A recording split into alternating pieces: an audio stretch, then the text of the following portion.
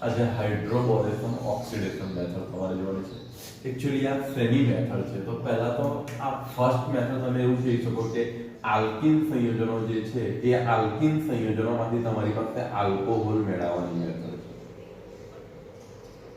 Alkyne સંયોજનોમાંથી જે alcohol મેળવવાની જે મેથડ છે ફર્સ્ટ આપણે કઈ જોઈ ગયા હતા એસિડ ઉદ્દીપક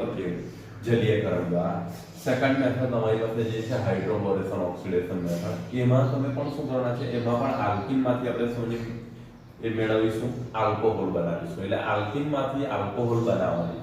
આલ્કિન માં તમને ખબર છે બે પ્રકારના આલ્કિન હોઈ શકે એક સંમિત પ્રકારના હશે જેની અંદર કાર્બન કાર્બન સાથે જોડાયેલા ક્રિયાશીલ ગ્રુપો બંને તરફ કેવા હશે અહીંથી એક સમાન હશે ને બીજું આ સંમિત હશે તો આ સંમિત ની અંદર શું હશે અહીંથી sp2 સંકળાતો તો કોઈ તરફ r ને બીજી તરફ r હશે એટલે આ બંને ગ્રુપો સમાન હશે એટલે બંને માટે મેથડ જોવાની છે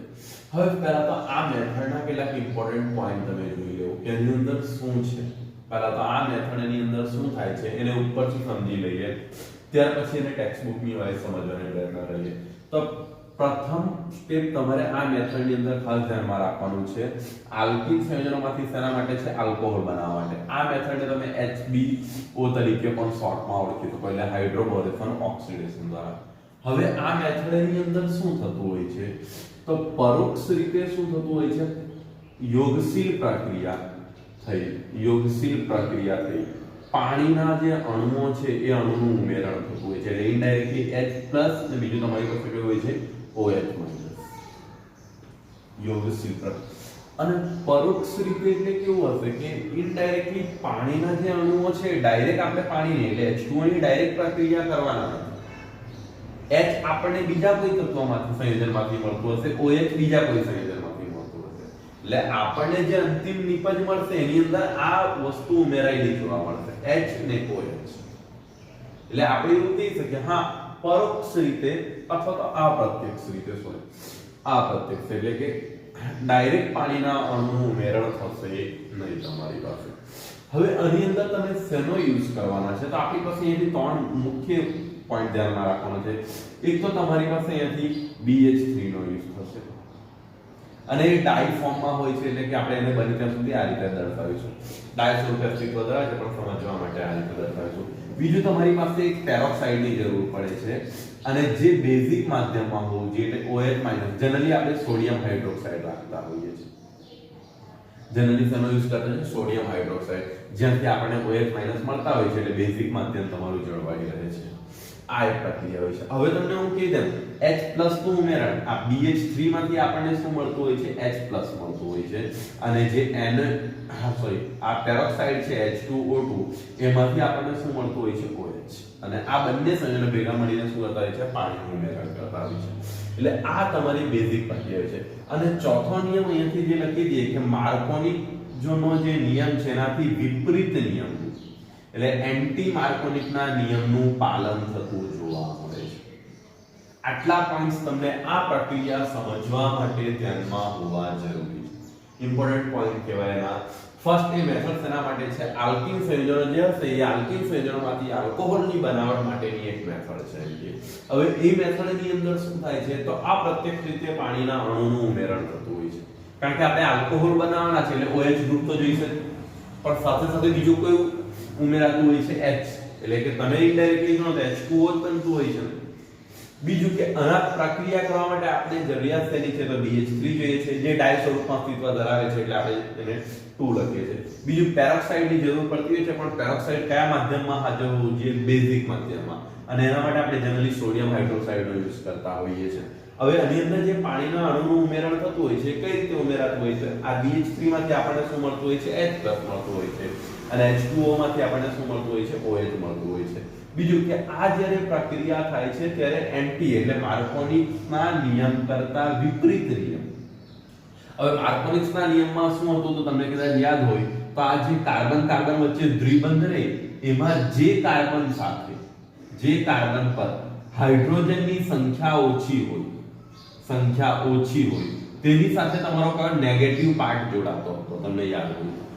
માર્કોનિક્સનો નિયમ એવો હતો કે ડબલ બોન્ડ થી જોડાયેલા જે કાર્બન છે એ જો આ બંધ તૂટે એટલે કે પાઈ બંધ જો તૂટે તો OH ગ્રુપ એ કોઈ પણ નેગેટિવ એટલે જે હોય તે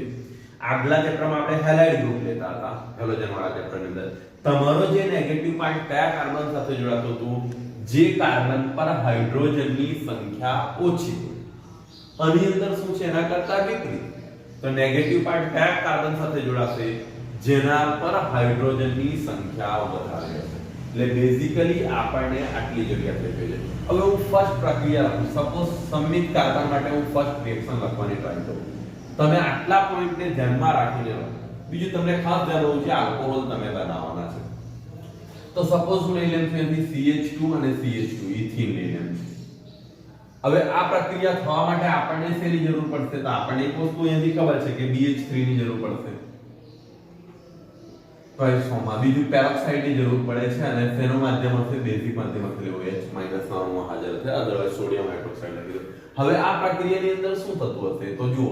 આ કેવો કાર્બન છે તમારો સંમિત કાર્બન છે હવે તમને ખબર છે આ BH3 માંથી તમને શું મળશે H+ મળશે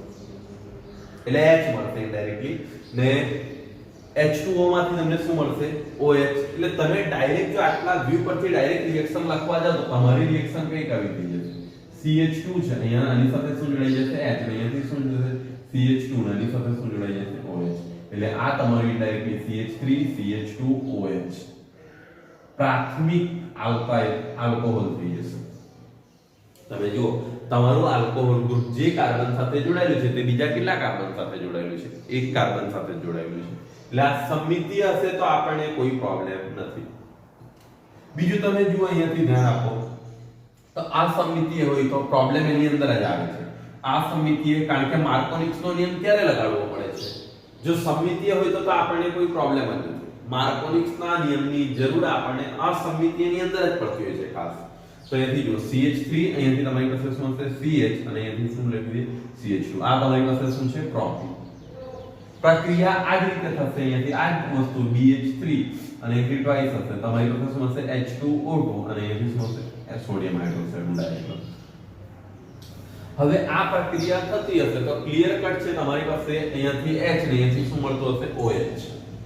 જે આપણે આ પોઈન્ટને ધ્યાનમાં રાખ્યા છે બટ અહીંયા કયા નિયમનું પાલન થશે જો અહીં ડાયરેક્ટ તમારી પાસે આ ડબલ બોન્ડ તૂટે હવે જો અહીંયા સંમિત હતા એટલે તમે કોઈ પણ કાર્બન સાથે હાઇડ્રોજન જોડી શકતા હતા હું આ કાર્બન સાથે હાઇડ્રોજન જોડતો તો પણ કોઈ પ્રોબ્લેમ નહીં OH ગ્રુપ ખાલી આ તરફ આવી જશે પ્રોડક્ટ સેમ જ રહેશે મિથેન તમારું જે ઇથેનોલ હતું ઇથેનોલ જ રહેશે સપોઝ હું અને આ રીતે લખી દઉં તો પણ કોઈ પ્રોબ્લેમ નથી OH અહીંયાથી CH2 ને CH3 લખી દઉં તો પણ આ તમારું ઇથેનોલ છે તો ઇથેનોલ જ રહેશે બટ અહીં અંદર તમારું પ્રોબ્લેમ હવે અહીંયા જો તમારી પાસે ટોટલ 3 કાર્બન છે તો તમે કયા કાર્બન પર જો સપોઝ આ કાર્બન પર કે બીજા કાર્બન પર આવશે તો તમારે કયા નિયમને જોવાનો છે માર્કોનિક્સ કરતા વિપરીત એટલે એના કરતા ઉલટો નિયમ લગાવવાનો છે એન્ટી માર્કોનિક્સ નો નિયમ કહી શકાય તો એન્ટી માર્કોનિક્સ ના નિયમ પહેલા માર્કોનિક્સ નો નિયમ શું છે જે કાર્બન સાથે હાઇડ્રોજનની સંખ્યા ઓછી હોય તે કાર્બન પર તમે કયું ગ્રુપ લઈ જાઓ માઈનસ વાળું અહીં માઈનસ માં આપણું કયું હશે OH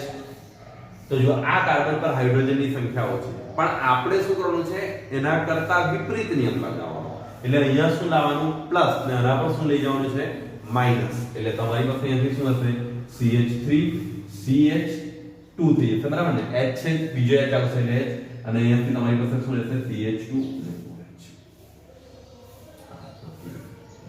હવે અહીંયા પર તમે જો તમને પ્રાથમિક પ્રકારના જ આલ્કોહોલ મળે છે પ્રોપેનોલ મળે છે એટલે આ જે આલ્કોહોલ છે તમારું શું છે પ્રોપેનોલ એટલે પ્રાથમિક પ્રકારના જ છે આગળ આપણે એસિડ ઉદ્દીપકીયકરણ દ્વારા જે જોયું હતું એની અંદર આપણને સેકન્ડરી આલ્કોહોલ મળતા હતા એટલે દ્વિતીય પ્રકારના મળતા હતા જ્યારે આની અંદર આપણને કયા પ્રાઇમરી મળે છે હવે ફર્સ્ટ આપણા મનની અંદર કેટલાક પ્રશ્ન જાગે કે આટલા મુદ્દાઓ લખ્યા પછી સમજ્યા પછી આપણા મનની અંદર એક પ્રશ્ન એ ઊભો થાય કે આની અંદર એન્ટી માર્કોનિક્સના નિયમનું કેમ પાલન થાય છે અને બીજા આ જે સંયોજનો પેરોક્સાઇડ BH3 યુઝ કર્યા છે એ આની અંદર શું ભાગ ભજવે છે ટૂંકમાં આ પ્રક્રિયાની ક્રિયાવિધિ કઈ છે એ વસ્તુ જાણવાની આપણી ઈચ્છા થાય તો આ પ્રક્રિયાની ક્રિયાવિધિને સમજવી પડે કે અહીં એન્ટી માર્કોનિક્સના નિયમનો કેમ યુઝ કરીએ છીએ આ સંયોજનો જે યુઝ થાય છે તે અંદર શું ભાગ ભજવે છે અને પાણીના અણુઓનું કઈ રીતે ઉમેરણ થતું હોય છે બટ હા એટલું તમે ફાઇનલ રાખજો કે તમારી આ શરૂઆતની પ્રોડક્ટ હશે તો તમને અંતિમ આ જ મળશે. તમે એની ક્રિયાવિધિ એટલે એનું મિકેનિઝમ સમજો, વચ્ચેના જે સ્ટેપ હશે ઇન્ટરમીડિયેટ અલગ અલગ તમને પ્રોડક્ટ મળતી જશે, પણ ઇનિશિયલ અને એન્ડિંગ તમારું બંને સેમ હશે. શરૂઆત તમારી અહીંયાથી જ થશે ને એન્ડિંગ તમારું આ પોઈન્ટ પર આવશે. આ એક વસ્તુને સમજવાની છે. તો આપણે આ જે પ્રક્રિયા છે એ પ્રક્રિયાની હું ક્રિયાવિધિ તમને સમજાવવાની ટ્રાય કરું. આ તો ખબર પડી ને તમારે આટલા પોઈન્ટ્સ ખાસ કોઈ બી તમે જ્યારે પ્રક્રિયાનો અભ્યાસ કરો ત્યારે એટલી વસ્તુ ફિક્સ રાખવાની. એના અગત્યના પોઈન્ટ આ રીતે નોંધી જો એની અંદર ઉદ્દીપક કયો વપરાશે, એ પ્રક્રિયા શેના માટે યુઝ થાય એવું એટલા માટે લખવું જરૂરી છે કારણ કે પરીક્ષામાં ક્વેશ્ચન તમને આ રીતે જ પૂછવામાં આવે. તો પહેલા તમને ખબર તો હોવી જોઈએ કે આની અંદર આ જ પ્રક્રિયા લખવાની છે. એ પ્રક્રિયાનો યુઝ કયા કેસમાં થાય, અંદર શું થાય છે અને કોની હાજરીમાં થાય છે એટલે કયા નિયમ. આટલા પોઈન્ટ તમને યાદ હોય તો પ્રક્રિયાને થોડું કેવું રહે કે સરળતા તમે આટલા પોઈન્ટને ખાસ વ્યાખ્યાયિત કરવાની ટ્રાય કરો. કોઈ પણ પ્રક્રિયાને તમે આ વ્યૂથી જ જુઓ.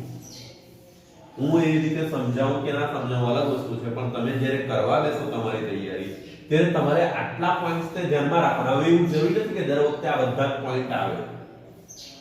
પણ અમુક જે પોઈન્ટ્સ આવે તે તો તમને ધ્યાનમાં રહે. આ સિક્વન્સ તમારી ફીટ હોવી જોઈએ કે આ પ્રક્રિયાના માટે. ને પ્રક્રિયાની ક્રિયાવિધિ તો હું તમને પહેલેથી જ કેમ છું, બને ત્યાં સુધી તમને 80% પ્રક્રિયા સમજાવીશ, બટ તમારે એની જ ક્રિયાવિધિ યાદ રાખવાની છે કે જે ટેક્સ્ટ બુકમાં આપેલી છે. બાકીની હું તમને એટલા માટે સમજાવું છું કે તમને યાદ રાખવામાં સરળતા પડે. પરીક્ષામાં તમારે લખવાની નથી એ કોઈ.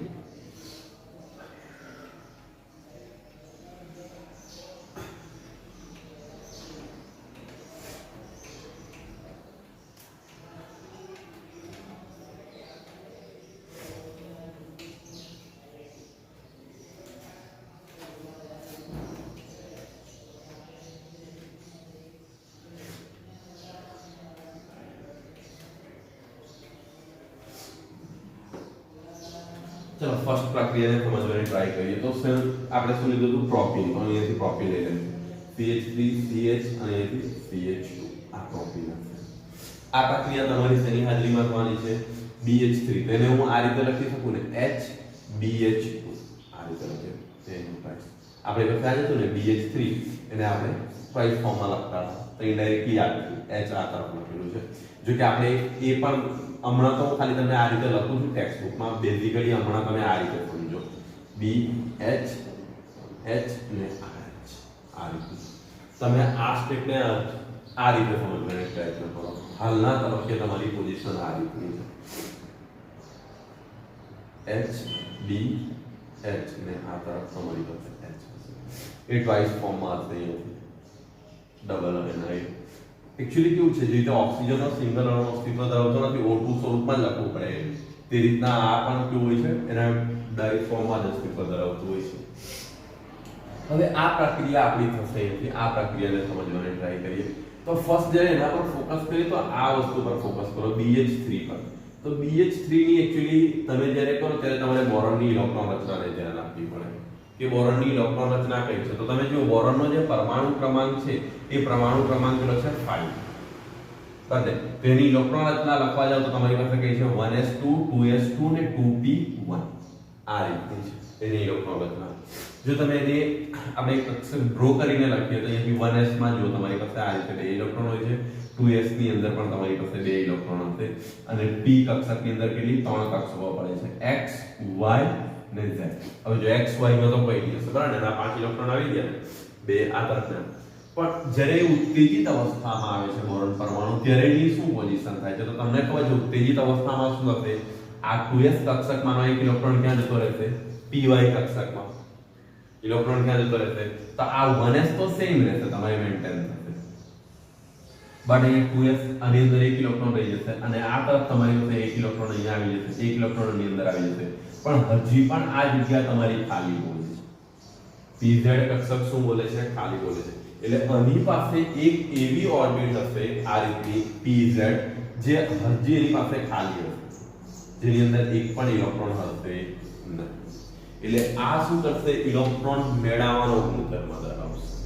એટલે ઇનડાયરેક્ટલી એ શેના તરીકે કામ કરે છે, લુઈસ એસિડ તરીકે કાર્ય કરે છે બોરોન. અને શેના તરીકે કાર્ય કરશે? લुईस એસિડ તરીકે. એને શેની જરૂર છે? ઇલેક્ટ્રોનની જરૂર છે. હવે આ જુઓ, આ પ્રોસેસ તમે કરો છો તો એની અંદર ઇલેક્ટ્રોન સરળતાથી મળી શકે એવું કઈ પોઝિશન છે? તો તમને ખબર છે આ પાઈ બંધના જે ઇલેક્ટ્રોન છે નિર્બળ હોય છે, એટલે એની સાથે જોડાયેલા જે પાઈ બંધથી જોડાયેલા ઇલેક્ટ્રોન નિર્બળ બળથી જોડાયેલા હોય છે, તો એ પાઈ બંધ સરળતાથી તૂટી જશે અને પાઈ બંધના ઇલેક્ટ્રોન શું કરશે? આ તરફ આવીને એની બોન્ડ બનાવવાનો પ્રયત્ન કરશે. અહીંયા આવીને શું કરશે? બંધ બનાવવાનો પ્રયત્ન કરશે. પણ જ્યારે પાઈ બંધના ઇલેક્ટ્રોન તૂટે ત્યારે આપણી પાસે બે પોસિબિલિટી છે. હવે પાઈ બંધના ઇલેક્ટ્રોન તૂટે ત્યારે તમારી પાસે બે પોસિબિલિટી કઈ છે? તો ફર્સ્ટ તમે એક ધ્યાન આપો કે બે પોસિબિલિટી તમારી આ રીતે બને છે. એક તો ફર્સ્ટ એવું બને કે પાઈ બંધ પરના બંને ઇલેક્ટ્રોન આ કાર્બન પર ફિક્સ થાય.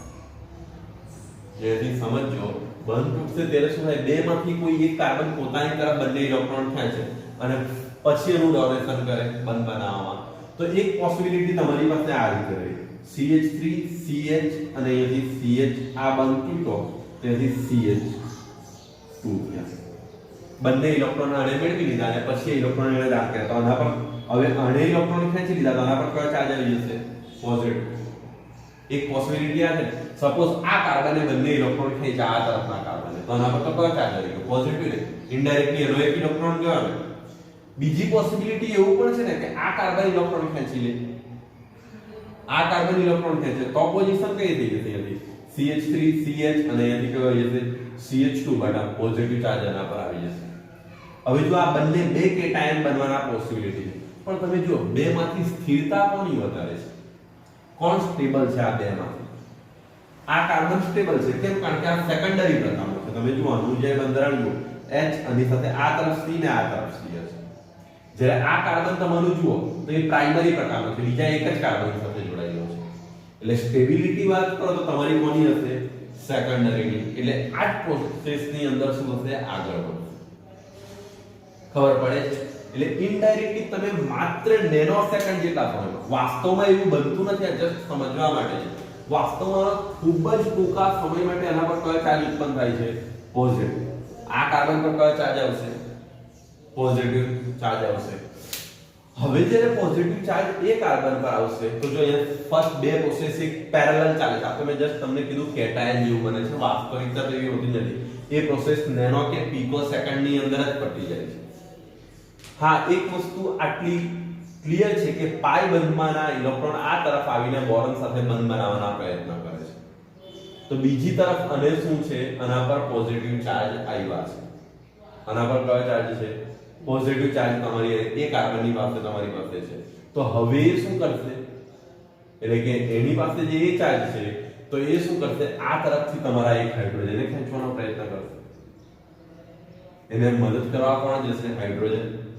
કારણ કે હાઇડ્રોજન એક પરમાણુ એવું છે જે પોતાના ઇલેક્ટ્રોન શું કરશે? આ તરફ ડોનેશન કરીને એની સાથે જોડાઈ જશે. એટલે પરિસ્થિતિ કેવી આવી જશે તમારી? જો આ એક હાઇડ્રોજન આ તરફ જતું રહેશે, હાઇડ્રોજન આ કાર્બન તરફ જતું રહેશે અને આ જે બોરોન છે એ શું કરશે? આ કાર્બનની સાથે શું બનાવવાનો પ્રયત્ન કરશે? બંધ બનાવવાનો પ્રયત્ન કરશે. એટલે તમને વાસ્તવિકતા કેવી જોવા મળશે? અહીંયાથી CH3 અને અહીંયાથી શું છે? CH. બીજો એક કાર્બન આવી ગયો એટલે CH, સોરી એક હાઇડ્રોજન આવી ગયો એટલે CH2 થઈ જશે ને આ તરફ તમારી પાસે શું છે? અહીંયાથી CH2 છે તમારી પાસે. એની સાથે કોણ જોડાઈ ગયું? તો જુઓ આની અંદરથી આ જે બોરોન હતું BH3 માંથી એક હાઇડ્રોજન જતો રહ્યો તો બીજા બે હાઇડ્રોજન તો લીધા ને એની પાસે. એક જ હાઇડ્રોજન આ તરફ શિફ્ટ થયો છે ને બીજો એની સાથે બંધ બનાવવા માટેની આ જે ઓર્બિટ છે તે, એટલે તમારી પાસે શું થયું? અહીંયાથી B અને આ તરફ તમારી પાસે H ને આ તરફનો H. ક્લિયર? આ તમને સ્ટેપ ખબર પડી? હવે જો પ્રોસેસ શું થશે? આલ્કીનના બીજા અણુ અહીંયા હાજર જ હશે એ દ્રાવણની અંદર. એટલે હવે બીજો તમારી પાસે જુઓ આની અંદર શું થશે? તમે બીજું એક CH આ આલ્કીન ઉમેરી દો એટલે CH3 પ્રોપીનના અણુ CH અને અહીંયાથી શું થશે? તમારી પાસે CH2 પ્રોપીનના બીજા અણુ ઉમેરશો તો પ્રોપીનના બીજા અણુ શું કરશે? પ્રક્રિયા સેમ રહેશે. આની પાસે ઓર્બિટલ ખાલી હશે. કેમ? કારણ કે જો બોરોનના હજુ 3 જ બંધ ક્લિયર થયા છે આ તરફ, તો હજી એની પાસે આ ઓર્બિટલ ખાલી છે. તો સેમ એ બોરોન કોની સાથે? આની સાથે પ્રયત્ન કરશે. હવે એ બોરોનના પ્રયત્ન કોના? આ આલ્કીનના અણુ સાથે સ્ટાર્ટ થઈ જશે. તો પ્રોસેસ એ જ થશે. અહીંથી શું થશે? એક કાર્બન પરનો એક કાર્બન શું કરશે એની સાથે બંધ બનાવશે સપોઝ આ કાર્બન ના શું હશે આની સાથે બંધ બનાવતો હશે તો બીજો હાઇડ્રોજન આની સાથે આવીને જોડાઈ જશે જે પ્રોસેસ આપણે આગળ કરી તે પ્રોસેસ આ સ્ટેપમાં થશે એટલે વાસ્તવિકતા શું મળી જશે તમારી પાસે CH3 CH2 અને અહીંયાથી તમારી પાસે શું છે CH2 હવે જો અહીંયાથી B અને આ તરફ સપોઝ H બાકી છે એક હાઇડ્રોજન અહીંયાથી તૂટીને કોની સાથે જોડાઈ ગયો હશે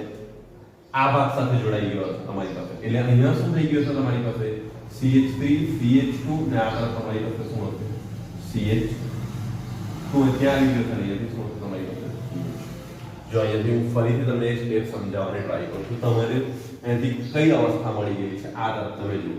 તમને આ રીતની ઇમેજ મળી છે CH2 CH2 ને તમારી પાસે શું છે B H ને આ તમારી પાસે H હવે તમે કોની સાથે પ્રક્રિયા કરો છો આલ્કીન સાથે આ રીતની પ્રક્રિયા છે તમારી પાસે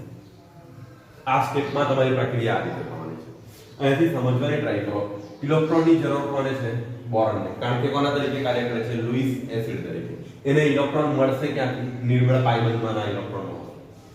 તો એ ઇલેક્ટ્રોન આ તરફ જ્યારે જશે ત્યારે આના પર તમે જુઓ ઇનડાયરેક્ટલી શું આવશે થોડાક સમય માટે પોઝિટિવ ચાર્જ આવશે ને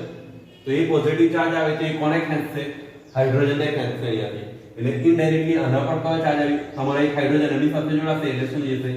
CH2 થઈ જશે ક્લિયર થયું ને આ તરફ આ કાર્બને શું કર્યું હશે બોરોન સાથે બંધ બનાવ્યો હશે અને શું કર્યું હશે કારણ કે જુઓ જ્યારે આ પાઈ ઇલેક્ટ્રોન ગયા તો પાઈ ઇલેક્ટ્રોન બંધ બનાવવાનો પ્રયત્ન કરે છે તો જુઓ તમારો એ કાર્બનનો જે ભાગ અહીંયા મને લખવામાં ભૂલ છે આ CH2 ને આ બોરોન સાથે લખવાનું છે CH2 અને CH2 કારણ કે કયા કાર્બને બંધ બનાવે છે CH2 આવે બોરોન સાથે ક્લિયર આઈડિયા થયો એટલે આ જો આ કાર્બનનો આની સાથેનો બંધ આવી ગયો બીજો આ જે કાર્બન હતા તેને શું કર્યા એના એક હાઇડ્રોજન મેળવી લીધા અને આ તરફ તમારું શું થઈ ગયું CH3 આ સ્ટેપ ક્લિયર થયા અહીં સુધીના સ્ટેપ હવે નેક્સ્ટ સ્ટેપ જો તમારી પાસે આલ્કીનનો બીજો એક પરમાણુ પણ અંદર અણુ હાજર જ છે આલ્કીનનો CH3 અહીંયાથી CH અને અહીંયાથી શું હશે CH2 સેમ પ્રોસેસ થશે હવે તમારી પાસે આ પરમાણુ પણ શું કરશે બોરોનને હજુ ઇલેક્ટ્રોનની જરૂર છે લુઈસ એસિડ તરીકે કાર્ય કરે એટલે એ આ બંધમાંના ઇલેક્ટ્રોન ખેંચવાના પ્રયત્ન કરશે તો સિમ્પલ વસ્તુ છે એનો હાઇડ્રોજન કયા કાર્બન પર શિફ્ટ થશે આ કાર્બન પર શિફ્ટ થશે એટલે તમારી પાસેની પ્રોડક્ટ કઈ થઈ જશે અહીંયાથી CH3 ને આ તરફ CH2 અહીંયાથી બોરોન છે તમારી પાસે ને આ તરફ શું છે CH2 ને અહીંયાથી CH3 હવે જો આ ઇલેક્ટ્રોન આ જે કાર્બન છે એની સાથે બંધ બનાવે છે ને આ હાઇડ્રોજન કોણ મેળવે છે તો એ જે હાઇડ્રોજન પરમાણુ છે આ કાર્બન પર આવે છે બીજા નંબરના કાર્બન તો જો પરિસ્થિતિ કઈ થઈ જશે CH2 વાળો બંધ બનાવે છે એટલે અહીંયાથી શું જશે CH2 બીજો અહીંયાથી અનેક હાઇડ્રોજન મેળવ્યો એટલે શું થઈ ગયું CH2 અને અહીંયાથી કેટલા થઈ ગયા CH3 ક્લિયર થયું હવે ઇનડાયરેક્ટલી તમે આ પ્રોડક્ટને જોવાને ટ્રાય કરો તો આની સાથે જોડાયેલા જે આ ક્રિયા આ સમૂહ છે તમે જુઓ બોરોનની સાથે એ ત્રણે ત્રણ કેવા છે એક સમાન છે તો હું ઇનડાયરેક્ટલી આ પ્રોડક્ટને આ નામે પણ લખી શકું ને જો મારે લખવું હોય તો જો અહીંયાથી શું હશે CH3 CH2 CH2 અને અહીંયાથી શું થશે ત્રાઇસ ફોર્મમાં થઈ જશે બરાબર ને ત્રણ વખત છે અને અહીંયાથી તમારી પાસે શું છે આ તરફ જોવાનું છે ક્લિયર થયું હવે એની પ્રક્રિયા કોની સાથે તમારે કરવાની છે પેરોક્સાઇડ સાથે બેઝિક માધ્યમની અંદર કરવાની છે પ્રક્રિયા તો જો પેરોક્સાઇડ ની સાથે કરશો એટલે તમારી પાસે પેરોક્સાઇડ એટલે શું હશે H2O2 આ રીતે હોય છે ને તો એને હું આ રીતે લખી શકું ને HO ને OH ઓક્સિજન વચ્ચેનો મેં બંધ બતાવી દો હવે જો અહીંયાથી એને પેરોક્સાઇડ ને લઈ લઈએ એટલે ઇનડાયરેક્ટલી આપણી પાસે અહીંયાથી જો HO OH આ રીતના અધરવાઇઝ હું અહીંયા લખું છું પ્લસ કરીને આપણે એની જરૂર પડે છે અને OH હવે જો આના કેટલા આવે છે 3 છે તો આપણે પેરોક્સાઇડના કેટલા અણુઓ જોઈએ છે 3 એટલે અહીંયાથી 3 લખી દઈશું અને આપણે બીજા શેના માધ્યમની જરૂર પડતી છે બેઝિક માધ્યમની એટલે સોડિયમ હાઇડ્રોક્સાઇડ લઈએ હવે આ સ્ટેપની અંદર સિમ્પલ શું થશે ખાલી બંધ તૂટશે આ બોરોન સાથે બનાવેલો બંધ આ બંધ તૂટશે અને એ આ બંધને તોડશે તેની સાથે કોણ જોડાઈ જશે OH ગ્રુપ જોડાઈ જશે એટલે હવે તમારી પ્રોસેસ કઈ થશે અહીંયાથી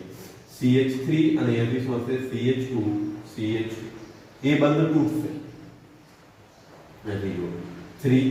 અને એની સાથે કોણ જોડાઈ જશે OH એ પણ કયા ફોર્મમાં જોડાશે ટ્રાઇસ ફોર્મમાં જોડાઈ જશે કારણ કે એના ટોટલ 3 ભાગ હતા તો હવે તમારી પાસે વધ્યા શું અહીંયાથી તો જો હજુ 3 વધેલા છે H3O3 યુઝ નથી થયા એક જ વખત યુઝ થયા છે HO3 તો H3 નો O3 તમારી પાસે વધેલા છે બીજું કોણ વધેલું છે અહીંથી બોરોન બોરોન પણ અહીંથી બંધમાંથી તૂટીને છૂટું પડ્યું છે તો તમારી પાસે ઇનડાયરેક્ટલી શું વધ્યા HbO3 આ રીતે વિચાર ઇનડાયરેક્ટલી અને તમે કયા નામ ઓળખી શકો બોરિક એસિડ તરીકે યુઝ કરવામાં આવે છે અને કયા નામ ઓળખી શકો બોરિક એસિડ અને આ સંયોજનને જો તમે લખવાની ટ્રાય કરો અને હું આવી રીતે પણ લખી શકું આ રીતે લખવા કરતા બેટર છે હું એને આ સ્વરૂપે લખી દઉં CH3 CH2 CH2 ને આની સાથે આલ્કોહોલ ગ્રુપ જોડી દે અને હોલ ટ્રાઇસ લખી દે કારણ કે બંનેના ત્રણ હતા જ તો આ તમે જુઓ જો તમે આને ધ્યાનથી જુઓ તો આ સંયોજન તમારી પાસે શું છે CH3 CH2 અને અહીંયા શું છે CH2 ને OH હવે જો આ તમારું શું છે પ્રોપેનોલ છે ને પ્રાથમિક પેટર્ન અને તમે એકદમ ધ્યાનથી જુઓ તો આ કાર્બન પર તમે હવે જુઓ આ તમારી શરૂઆતની પ્રોડક્ટ હતી આ તમારી ઇનિશિયલ તમે જ્યાંથી સ્ટાર્ટ કરી છે આ બધા તમારા ઇન્ટરમીડિયેટ સ્ટેપ છે જે વચ્ચે થયા પણ તમારી ફાઇનલ પર તો તમને આ જ મળી છે તમારી ફાઇનલ પ્રોડક્ટ તમારી આ જ છે હવે એનામાં ધ્યાન આપો તો અહીંયા કેટલા કાર્બન એક જ હાઇડ્રોજન હતો ત્યાં કેટલા હાઇડ્રોજન થઈ ગયા બે એટલે એના પર કોણ ઉમેરાય હાઇડ્રોજનનો પરમાણુ ઉમેરાયો અને આના તરફ જુઓ તમારી પાસે CH2 હતા CH2 જ છે પણ કોણ જોડાઈ ગયું OH એટલે આ એન્ટી માર્કોનિક્સના નિયમનું પાલન થયું ઇનડાયરેક્ટલી તમે જુઓ આ કાર્બન પર હાઇડ્રોજનની સંખ્યા ઓછી હતી તો એની સાથે કયો પાર્ટ જોડાવો જોઈએ માર્કોનીના નિયમ મુજબ નેગેટિવ બટ એન્ટી માર્કોનીમાં શું થાય ઉલટું થઈ જાય એટલે એની સાથે કોણ આવી ગયું પોઝિટિવ આવી ગયું અને એની સાથે કોણ આવી ગયું નેગેટિવ આવી ગયું એટલે આ રીતે તમે શું થતું હોય છે યોગશીલ પ્રક્રિયા દ્વારા પાણીના અણુઓ તમારા ઉમેરાતા હોય છે આ પ્રક્રિયા અગત્યની છે પરીક્ષાની દ્રષ્ટિએ આનું ઇમ્પોર્ટન્સ ખરું જો એની ખાસ સમજવાની ટ્રાય કરજો આલ્કોહોલની બનાવટ માટેની આપણી પાસે જો આલ્કિલ સંયોજનોમાંથી આલ્કોહોલ બનાવવાની બે રીત ટેક્સ્ટ બુકની અંદર જે સમજાવેલી છે ફર્સ્ટ એસિડ ઉદ્દીપકીય જલીયકરણ દ્વારા ને બીજી તમારી આ હાઇડ્રોબોરેશન ઓક્સિડેશન દ્વારા